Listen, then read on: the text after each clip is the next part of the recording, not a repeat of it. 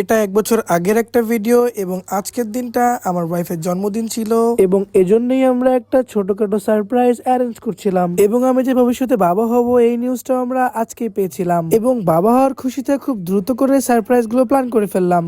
তো প্রথমে ছিল ছবিগুলোকে ফ্রেমিং করার পালা এবং তাতে আমাকে হেল্প করছিল আমাদের মেজো ভাই এবং আমাদের মেজো ভাই মানে যে অলরাউন্ডার এই বিষয় সম্পর্কে আপনারা সবাই কম বেশি জানেন এবং আমাদের কাছে হেল্প করার জন্য আমাদের বাড়ির বড় টেম্বো মানে আমার বড়দার বড় মেয়ে শ্রীজা আমাদেরকে হেল্প করছিল। মোটামুটি এসব প্ল্যানিং এবং প্রোগ্রামিং দেখে ওর মনটা অনেক খুশি লাগতেছিল এবং সারপ্রাইজ প্ল্যানের ব্যাপারটা শুনে ওই পুরো বিষয়টা সুন্দর করে এনজয় করছে এবং আমাদের অনেক হেল্পও করছে। তবে অনেকের প্রশ্ন হতে পারে 1 বছর আগের ভিডিও কেন এখন পোস্ট করতেছি। এটা আমাদের প্ল্যানিং ছিল যে আমরা 1 বছর পরে আমার মেয়েটা যখন হবে তারপরে আমরা ভিডিওটা পোস্ট করব। তো প্রত্যেকটা মানুষ আসলে সারপ্রাইজ পেতে পছন্দ করে আর প্রেগন্যান্সি অবস্থায় মেয়েদের অনেক মুড সুইং হয়, তাই যদি আপনার ওয়াইফ প্রেগনেন্ট হয় অবশ্যই তাকে সবসময় সারপ্রাইজ করার চেষ্টা করবেন। তো ছবির ফ্রেম লাগানো কমপ্লিট হওয়ার পরে এবার ছিল কুইরে কাজ করার পালা, অর্থাৎ এই বেলুন গুলোকে ফুলানো এবং টেপ দিয়ে লাগানো। এটা খুবই কুইরে একটা কাজ ছিল যেটা করতে আমার খুবই মেজাজ খারাপ হচ্ছিল। তো এরপরে আমি এবং আমার শালী মিলে প্রচুর ধৈর্য ধরে এই কাজটা কমপ্লিট করলাম এবং সত্যি একটা সারপ্রাইজ প্ল্যান করতে গেলে অনেক সময় এবং ধৈর্য নিয়ে বসতে হয়। মোটামুটি ভাবে সবকিছু কমপ্লিট করার পর এবার ছিল আমাদের সারপ্রাইজ দেখার পালা, তাই ক্যামেরাটা লুকিয়ে রেখে আমরাও লুকিয়ে বললাম।